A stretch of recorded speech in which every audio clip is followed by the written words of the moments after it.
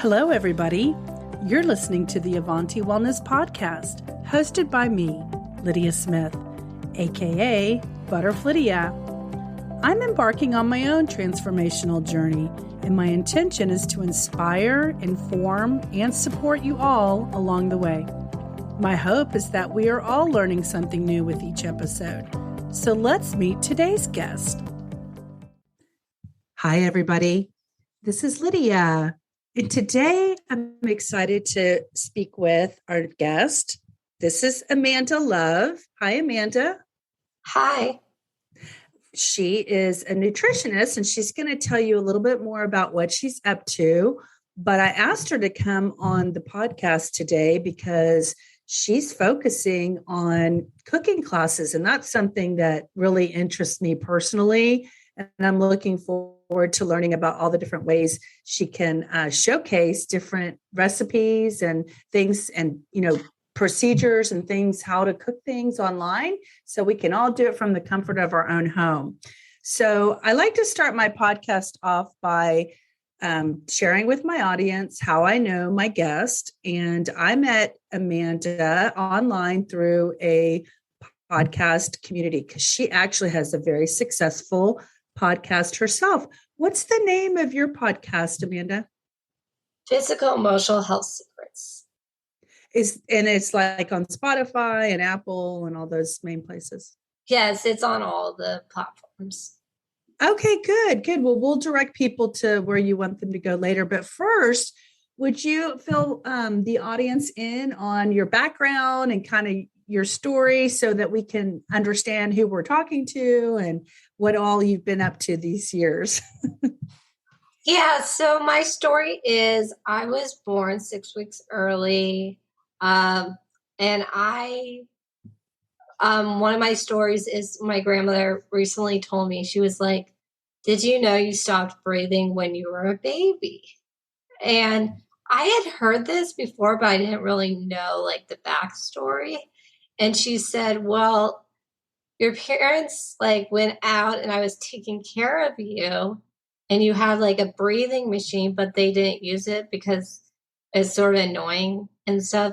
So she said, "You started like, you turned blue and I had to do CPR on you."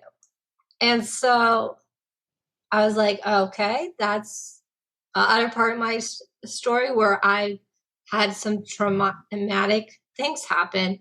My story is very traumatic in the fact that like I was always sick. I was honestly sick. Sinus infections, sore throats, headaches, you name it, I had it. And my parents divorced when I was 6.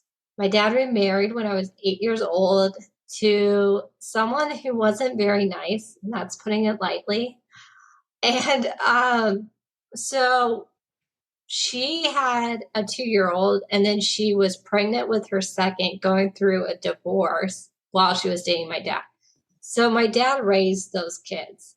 But the thing was, like, there was a lot of traumatic things happening of just emotional, like I would say it was abuse, not feeling like I was good enough.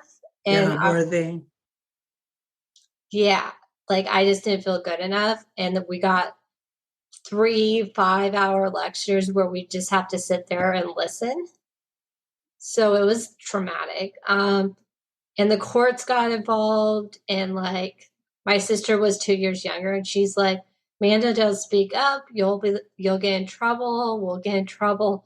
And I sometimes would say stuff, and I was the one who would have to go stand in the corner, or I was the one who had to miss out on events while the other ones would be taken.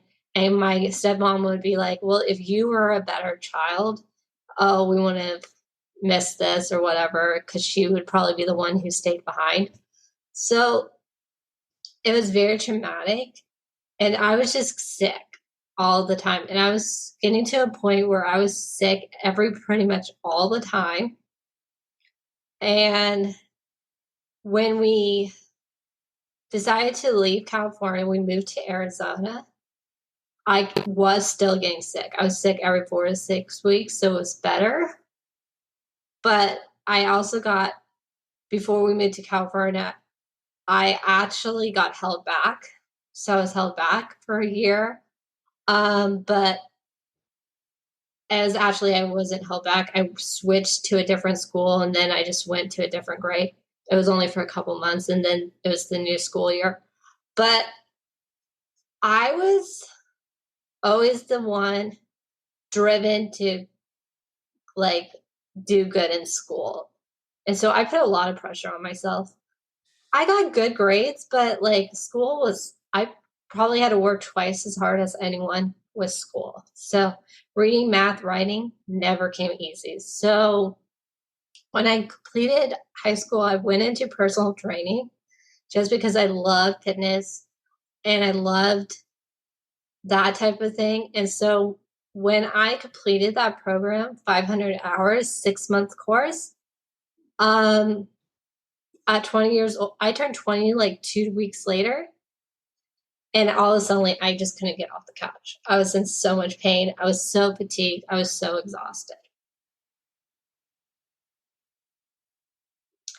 And that's a big thing is I tell people that was very hard. I was only 20 and like this was 12 years ago. So, but like 10 months after, like I was in so much pain.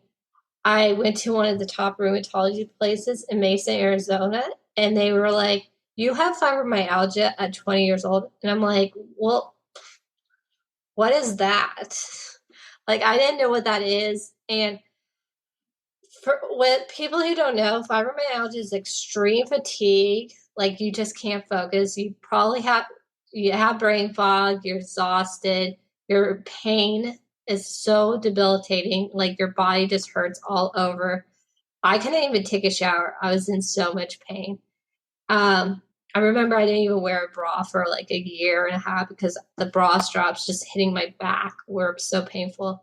Usually you have IBS and like that also sleep issues is a big thing with fibromyalgia. People don't know that. You never feel like you're rested. You feel like a truck has hit you when you're woken up. That's what I tell people. And so those are just some of the symptoms of fibromyalgia.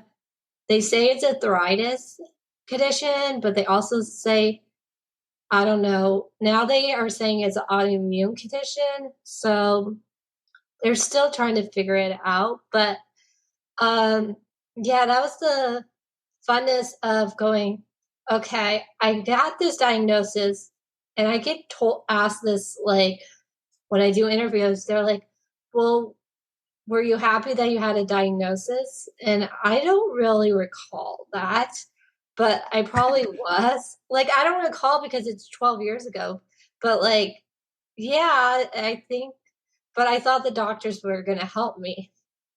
And Right. Unfortunately, the diagnosis was vague because fibromyalgia is not very well known and they don't know exactly how to like solve it. But whenever you say itis on anything, that's inflammation. So is the itis was all over your body, like on your back? That's why you had pain and, in your joints and stuff because of all the inflammation in your body, right?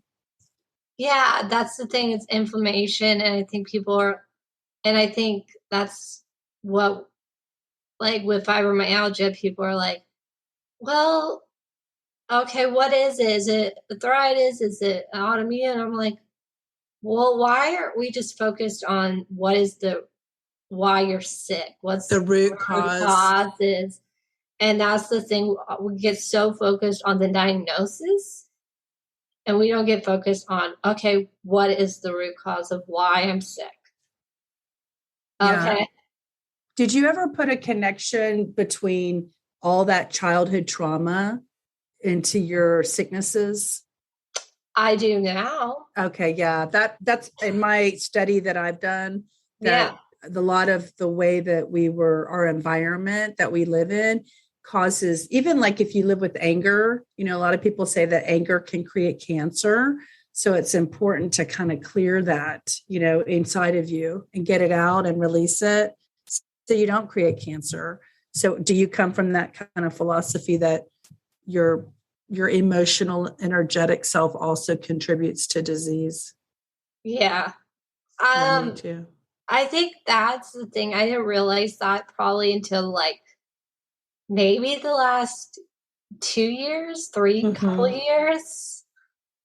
And that's the thing. And I'm doing something right now where it's like in the last couple months where I'm just like, okay, I'm like hit a wall where I'm just like, okay, I got to deal with some of this trauma stuff because it's affecting other aspects of my life where I'm just like, okay, why do I feel like I'm not good enough? Why do I have to keep trying with people?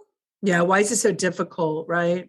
Why is it so difficult to? So I've been in Austin, Texas for hit a year next month. And I was 3 months ago, I was at this point where I'm like, why is everything so difficult? Why do I have to like keep going, Struggle. struggling with finding a church, finding friends? Why am I struggling so much? And it wasn't like, and I hit something where like something happened with like, I thought he was a friend and I don't know if he is or not, but like something happened with him. And then it was just like a ripple effect where I was like, okay, I got to work on some things because it's like I'm putting this person in a place that I shouldn't because I'm lonely and stuff like that. And then, Right. Yeah. and I was, Prioritizing. and I, and I was like, I don't need to put, I don't need this person to be what he doesn't want to be. But also, I realized I got to open up and be like, okay, I'm struggling. Okay. And dealing with the emotions of, okay, I'm lonely and dealing with all of that. Yeah, just acknowledging it, right? I mean, it's a big step, and you're a coach, so you help others, but that doesn't mean that we don't go through our own awareness. That's the wisdom that you get, right? When you go through the travels and we'll go back and finish your story and introduction, but what I was going to say about that is sometimes I think part of our purpose is to go through the things that we need to go through in order to become have the solutions and now you want to take all that pain and all that struggle that you went through in your lifetime and try to bring help and resources and your wisdom that you've gone through that journey and help guide another person through their path, right? Like being the guide you wished you had, right? At the Yeah. time. Yeah, because you probably went through it. Did you go through it alone? Yeah, so with my health journey, luckily I actually, so when I went to the rheumatology place, they were like, okay, do medication and do physical therapy. And my grandmother was the one who was like, okay, physical therapy is not working. You're coming out crying. You're in so much pain. Um, and medication, she's like, you're not staying on medication because that's doing nothing. And so she was the one who was driving me to getting well. So Oh, I didn't good. I didn't have it. I wasn't going through it alone, luckily. Oh, that's good. Yeah, you had like a mentor person who was there to help. Yeah, she passed away. This is coming up on 2 years. But she this summer, but she was the one who was like, okay, I'll take her and I'll be the one asking questions. She did nursing a little bit before I was born and everything like that. But she did stay in it because she had kids. But she was the one who was like, okay, we're gonna try pain management. I tried pain management, most excruciating thing I've ever done in my life. So they would shoot this needle into all the different trigger points and Oh, stuff like that.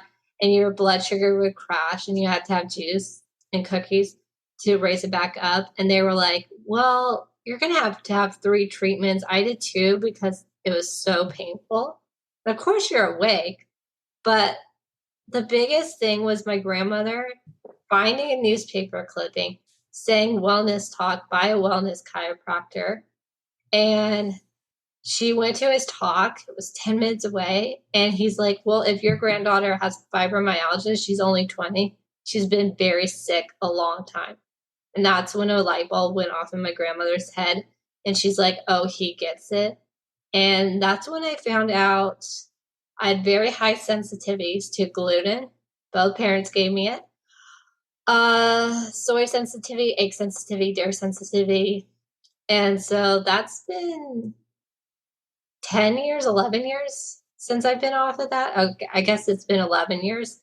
I was 21 at the time, but that's the thing. I feel like the foods are important, but it all goes back to like, okay, what is our emotions? What is our trauma also too? Yeah, I agree. I had to do some trauma work as well. And actually, to be honest with you, I feel like it's like a layer of an onion. Like I may have done the work, but it's not over. Like some other new trauma awareness is going to happen later. And I'm going to just be prepared with resources of how to manage it. So it's not like you ever get away from it. I think you just learn how to manage it and how to integrate it instead of it being kind of this external thing. Yeah, it's interesting the trauma thing. So when I tell people this too, like you might be working, you might not have to work on your food. You might have to work on your trauma. You might have to work on your environment. So 2020, my grandmother passed in August of 2020. And so she was like my closest family member. I went on my church's website that like same week that I knew she was going to pass. And I saw that there was a grief class. And I was like, okay. And I signed up for it and I committed 13 weeks. And I think there was a book too, but like I committed like 2 hours on a Zoom for like 13 weeks because I was like, I know I'm going to have to grieve this or whatever. And I knew it was hard. And the following year, they're like, well, do you want to do it again? Oh, I guess it was just last year, in February. And then I was like, no, I feel like I got through. Like, I felt like I was fine. Right. No, I agree. I'm just saying, like, sometimes you just have to move on, right? You got to do the work like, and then move on. You do the work, but like, I think that's the thing too, where I'm like, I've noticed lately, I'm like, oh, okay, I'm missing her a little bit more this right now. But I was like, I think that's the thing. Like, some people, it's interesting to be in like a grief group because it's a lot of the people who are older, way older than me. And I'm only 32. And they've been married to their spouses, whatever, 30, 40 years. So you understand why they're like, it's taking them a couple times to go through it. But for me, I just felt like, okay, I've done it. I could do something else. And like I tell people last year was more of like, I was just in a home environment that wasn't good for me. So that was my thing last year, getting away from that and moving to Austin, Texas. And then this year, it's all about dealing with the trauma, which is not very fun. And it's also sitting with my emotions and being like, okay, it's okay to cry because I'm not a crier unless it's getting forced, sort of. I mean, that's the way, but like, okay, so I'm like, okay, 2 months ago, I did something. I did a prayer freedom thing, and it was like, I got out forgiving a bunch of people from like childhood memories. But childhood memories, like, I had a childhood memory that came up from like when I was like 13 years old. So everyone could do the math there. And like, that was the hardest memory. And like, that one hurt the worst. And all the other memories that came up were in the last couple of years or even last year. But it's interesting to know which memories are like sort of the hardest, right? Yeah. Yeah. So let's go back to the topic that everyone's curious about, which is, the coaching and the cooking. So we learned you've been through a lot. So bring us up to speed about what you ended up taking action and doing. You got your training in nutritionist, right? You became a nutritionist. So tell us about the training that you have and then how you're utilizing that training to help others. Yeah. So when I was going through this whole journey and stuff like that, I always wanted to do something with nutrition. And so when I was deciding, like after the personal training thing, and then I eventually went to the wellness chiropractor, I was like, okay, I'm going to do, I took an online course and it was for health coaching. And it was a good course, but I was like, this doesn't get down to what is the root cause of what people are doing with. So I was like, I found an online thing and it was called the Canadian School of Natural Nutrition because I was like, okay, this shows me, okay, we're going to learn it. I learned about different health conditions, but I was like, I liked the health history because it was like, okay, this health issue relates back to, okay, your digestive system or your immune system or whatever, your endocrine system. I'm like, okay, that's interesting. But for me, I was like, okay, that's great because I want people to know that it's not a one size fits all approach, right?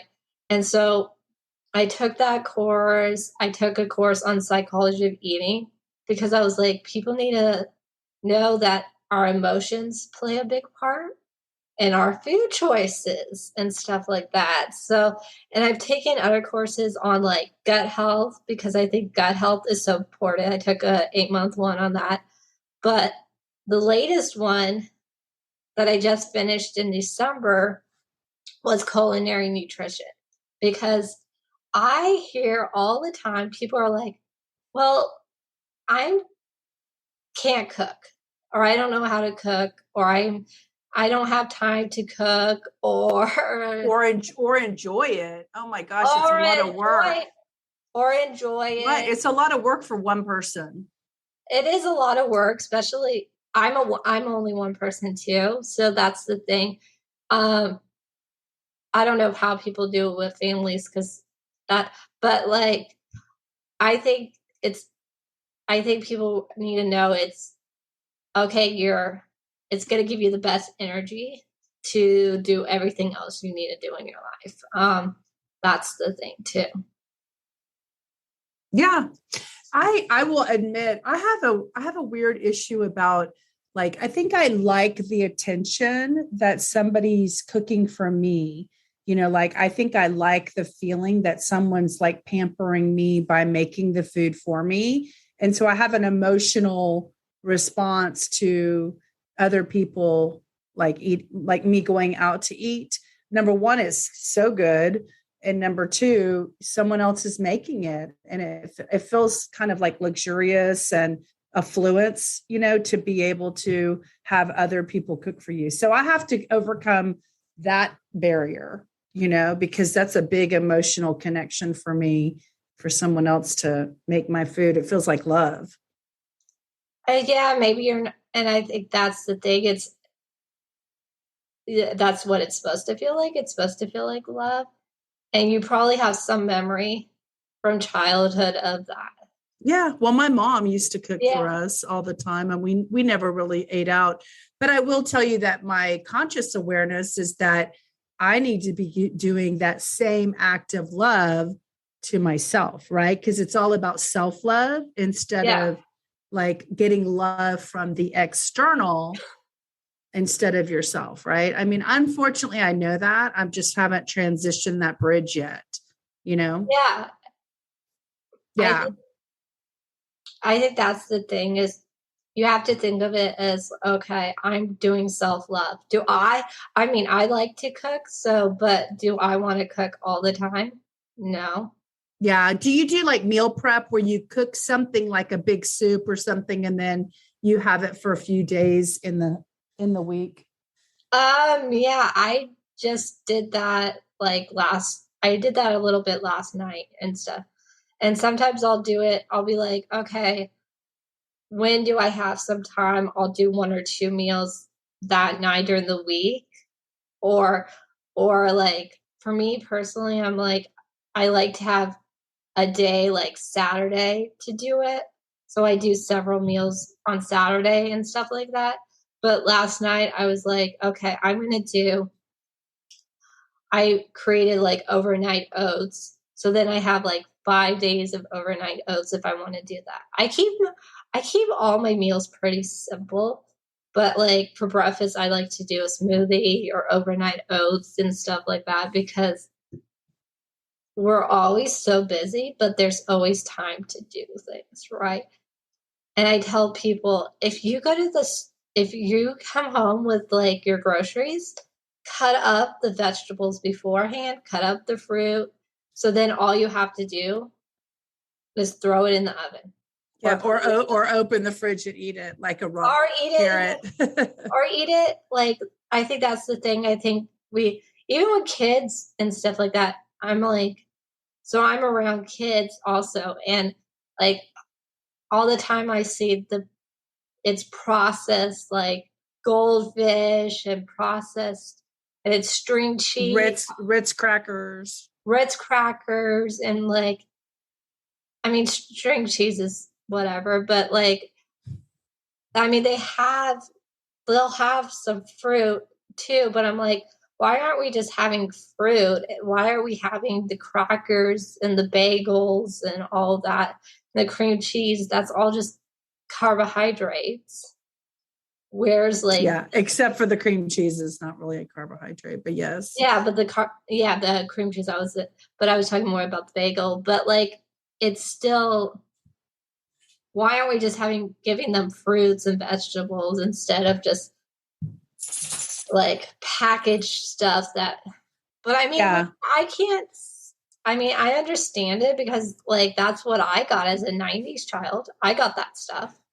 Yeah, I know. And that people don't understand like those goldfish have like a fake dye in them or something, right? Like the orange, Yeah. whatever that orange color is. Yeah, there's like fake dyes and everything I mean, and everything that makes food good is like salt and sugar and fat.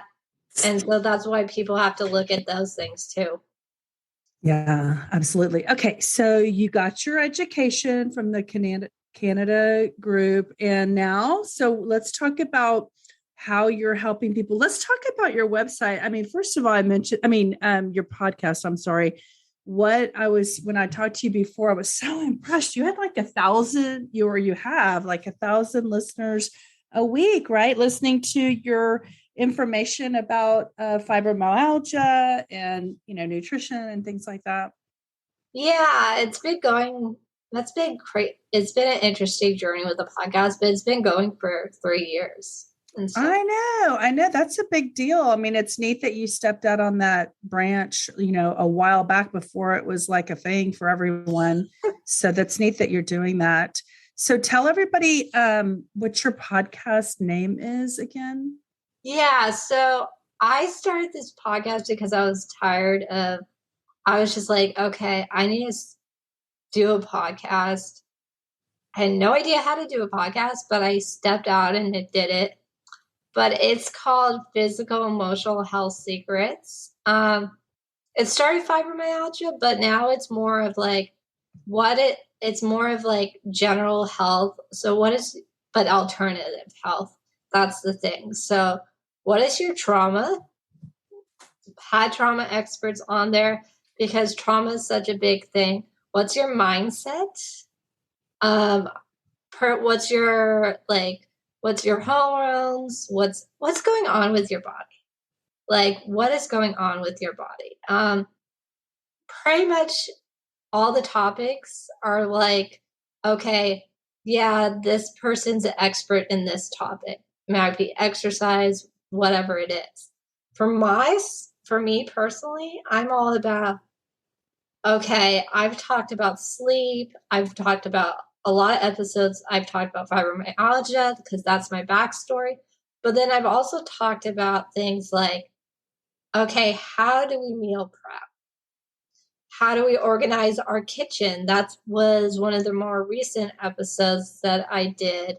Like, I have an episode coming out this in a couple weeks, and it's talking about what is the basics of like nutrition, basic guidelines that you should be doing. So I'm about people realizing, okay, food is such a big part, but it's not the whole answer. And then I help people with that. Awesome. That's great. And you were telling me if people wanted to get connected to you and be a part of your teachings, how do they find you? Where should they go? I always recommend everyone going to my Facebook group. It's Physical Emotional Health Secrets, because that's where you'll find out about the online cooking classes. So wherever you are in the world, like you can know, okay, I know how to, I'm going to be, this is my thing is you'll find out about like meal prep made easy classes, like fermentation classes and that. And I'm also going to be doing in-person cooking classes. But I also do one-on-one consultations because I want people to realize I care. Like, I care about your health. I care about what you're dealing with. I'm going to ask you about your relationships, your spirituality, your goals, what are your health concerns. It's not like a doctor's where you go to the doctor and you get 10 minutes. I Yeah. will give you an hour to 90 minutes, depending on what we're talking about. The first consultation is 90 minutes, just so I get to know what your background is and what's your story. Yeah. And So you can create like a care plan. yeah, so I can create a plan that works for you. Yeah. That's great. So, okay. So do you have a website for people to go to, or is it just the Facebook page? I want them to go to the Facebook page. The website's getting redone and everything Okay. like that. So I want them to go to the Facebook group and see what I'm about. And if they want to send me a message, of course, they could just send me a message through Facebook. Yeah. To get Or, connected to you. yeah. Okay, cool. And do you have like a YouTube channel or anything? Or are you still creating that? I haven't, I have a little bit of a YouTube channel. I've just put podcast episodes up on that YouTube channel. But the best way is Facebook, because I feel like that's where I post everything. I Okay. do post a little bit on Instagram, a little bit, but it's not my main focus. Yeah. It's hard to be in every place. So that's just Amanda, Elise Love, and that's the easiest way. Okay. And is there anything, okay, so that's what you do. You coach people, you guide them, you hold their hand, you work with them for, an hour or 90 minutes, whatever you see fit. You're creating these new cooking classes to help people, just even beginners, right? Get started and learn how to start from scratch and then just evolve their cooking experience. Do you have an opinion about like keto versus being vegan or anything like that? Do you have like an opinion about that? My opinion is I feel like we need protein, but that's my opinion. But like, I think for me personally, everybody's like, well, because they know my backstory of like, I, I'm big on getting rid of food sensitivities. That's my big thing. But that's my thing. But I'm like, it might be not for you, but so we'll try. That's what I tell people is, yeah, the online cooking classes are going to be always that. But if it's an individualized plan, we're going to work with you. Okay. So you might be eating a horrible, horrible diet, but so we might just work on lunch for several weeks and then get you in the habit. I hate this whole thing of overhauling everything in our life with our health once New Year's Eve comes is crazy to me because you're going to fall off of it.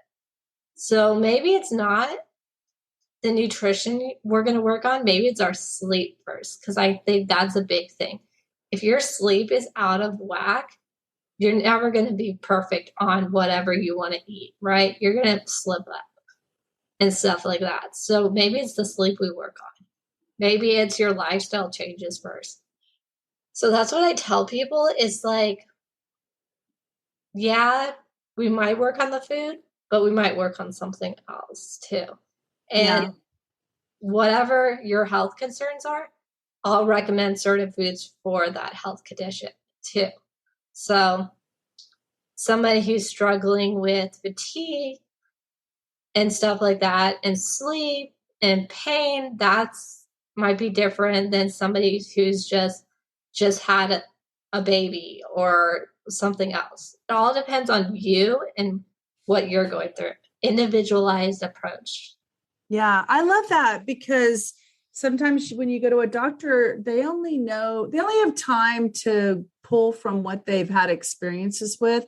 But you're more like, let's discover you. Let's look at all the pieces that makes you function the way you do. And it's almost like you're like an archaeologist. I mean, you're basically digging in, right, to under the surface to figure out like what behaviors, what habits, what are you intaking, both emotionally, mentally, physically, right? All of those things. I mean, really, when I'm hearing you talk, it's really just a holistic approach to the biome of the individual, and I say the biome, like, like the earth has a biosphere system. So we're a little earth, we have our own inner workings that all work together to make our systems function the way they do. And if your electrical system's off, or your digestive system, or your, sleep, your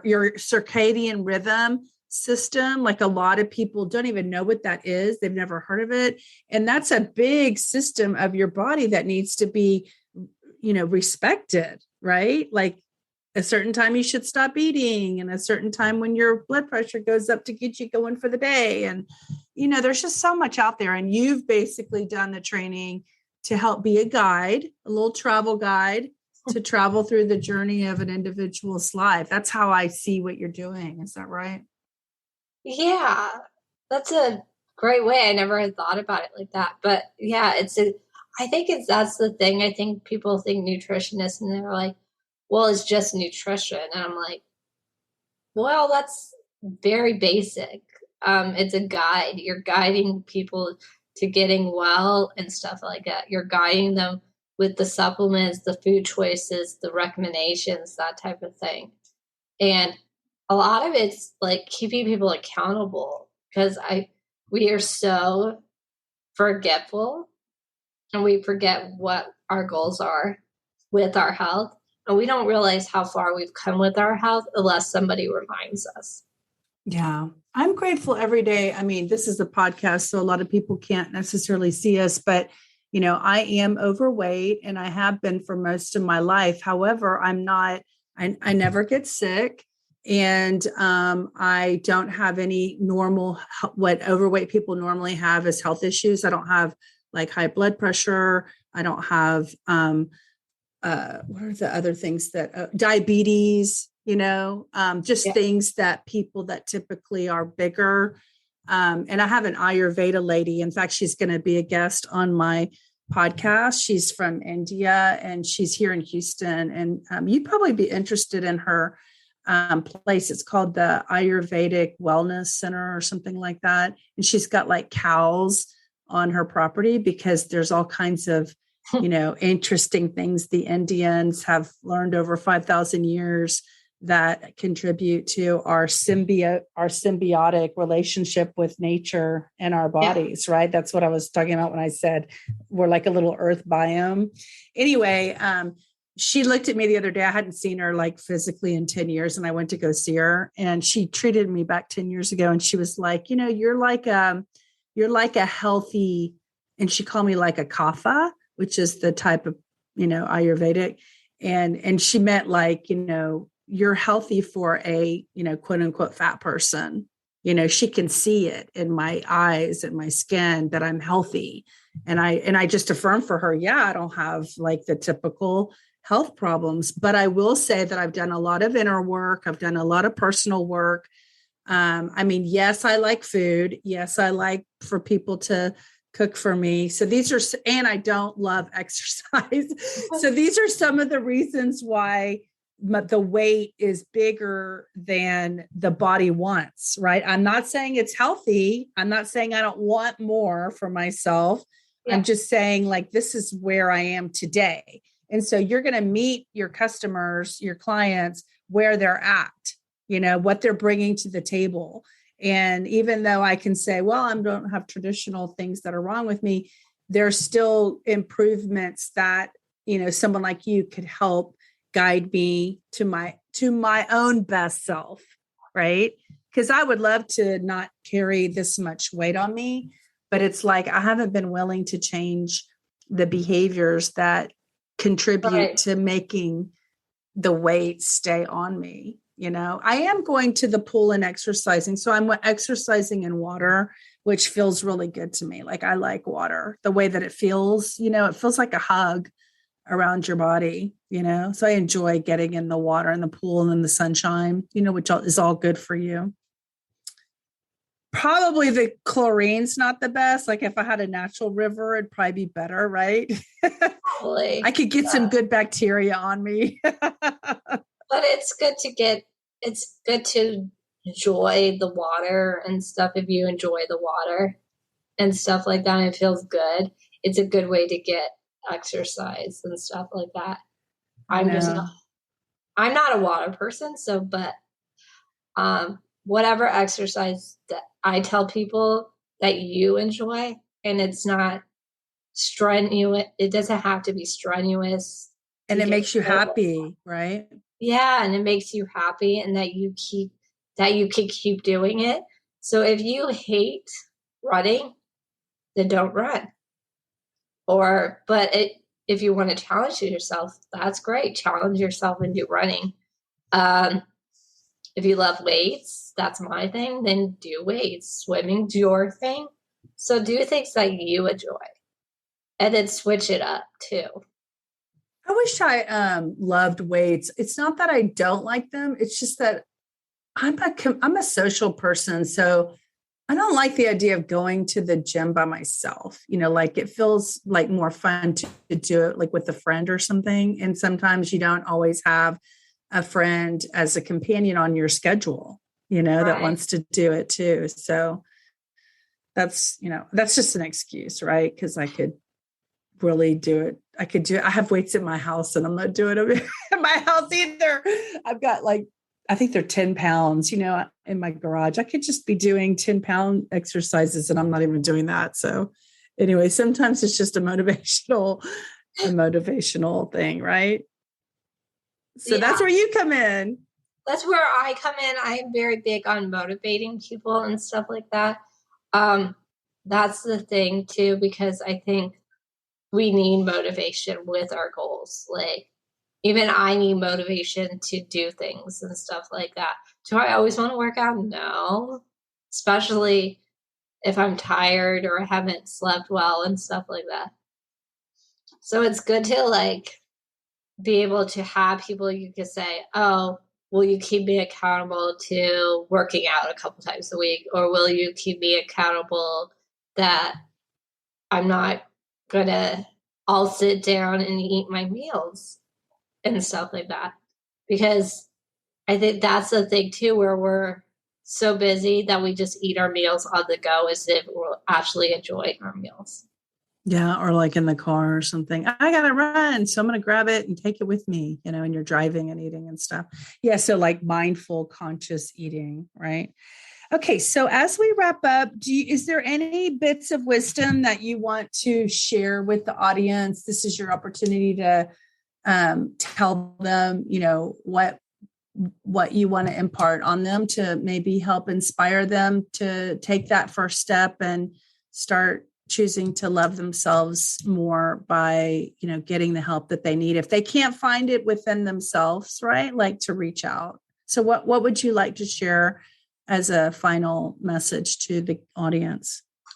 I say take action is my big thing. So if you're not getting whatever results, or if you're still in the same place you were a year ago, or even last week, or even a couple of days ago, then take the action to finding someone who can help you with that issue and stuff like that.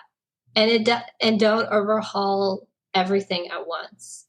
One simple thing at a time. So like we were talking about, maybe it's the trauma. Maybe it's a environment. Maybe it's your food choices. Maybe it's your sleep. What is it in your life that you need to overhaul this year? And then be patient. Be patient with yourself. That's something I'm having to deal with right now, is that I have to be super patient with myself with this trauma stuff, because I just want to be done with it. Like, I'm tired. I'm more tired than I've been in a while. The last couple of months have been a lot for me, but it's realizing it's getting myself through this trauma so I could be a better person and to help people through whatever their issues are. So take the time to do the work. I agree. I agree with all of that, which is why I had you on as a guest today. And I just want to thank you for your time of sharing your wisdom and your story with the audience. And I think that, it's obvious by your podcast audience numbers that there's a lot of people out there who are struggling, who are hurting like you did, and that you'll be able to be a big help for those who can relate to your story and, be inspired that you've found a pathway that's working for you. So I really appreciate you coming on today. I appreciate you having me. Awesome. So we'll say goodbye. And I look forward to seeing some of your classes that are coming up, or any of your YouTube cooking videos. I know you're still working that out, but that'll be exciting to learn from you, from a demonstration standpoint. So we wish you luck in that adventure. Thank you so much. All right. Talk to you later. We've reached the end of this episode. If you'd like to continue with this motivational journey, be sure to subscribe to the podcast so you won't miss out each time we load a new episode. If you have an inspirational story to share or want to let us know about a potential guest, we'd love to hear about it. Contact us at avantiwellness.com. See you next time, and remember, change is good.